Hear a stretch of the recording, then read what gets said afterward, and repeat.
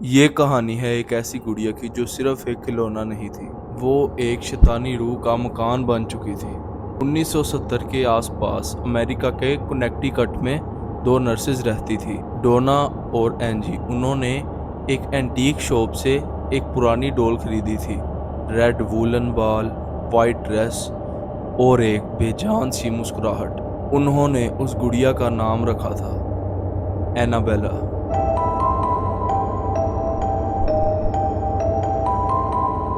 पहले दिनों में सब कुछ नॉर्मल था, लेकिन कुछ दिन बाद डोना को महसूस हुआ कि गुड़िया अपनी जगह से हिलती रहती है। कभी बिस्तर पर बैठी होती है, कभी सोफे पर, और एक दिन उन्हें गुड़िया किचन में मिलती है, जबकि डॉल को किसी ने वहां पर नहीं रखा।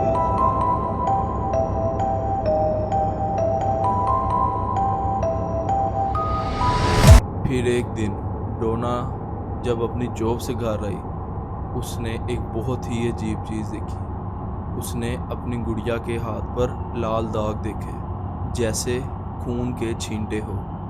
लेकिन सबसे खतरनाक बात तब हुई जब उन्हें एक नोट मिला जिस पर लिखा था, हेल्प मी।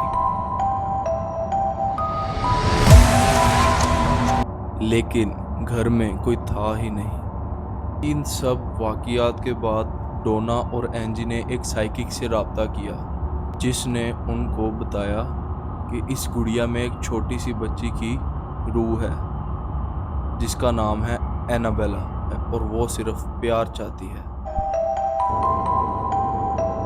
लेकिन असलियत कुछ और ही थी। उस साइकिक के जाने के बाद गुड़िया और अग्रेसिव हो गई। एक रात एंजी का बॉयफ्रेंड लू गुड़िया के पास जा रहा था, लेकिन अचानक किसी ने उसका गला दबाकर उठाया। लेकिन उस वक़्त उस रूम में ना डोना थी ना एंजी, सिर्फ थी तो वो डॉल।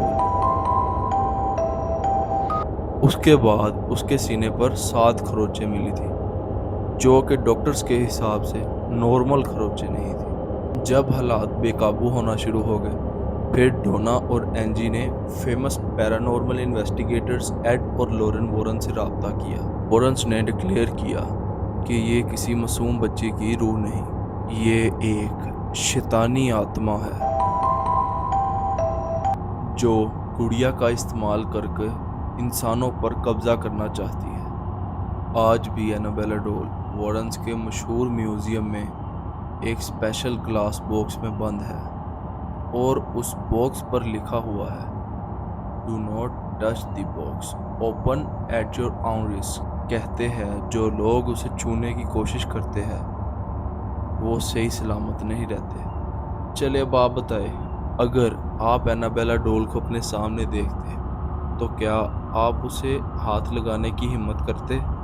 कमेंट्स में ज़रूर बताएं। और अगर आप ऐसी और असली स्टोरीज सुनना चाहते हैं तो चैनल को सब्सक्राइब करें, लाइक करें, कमेंट करें।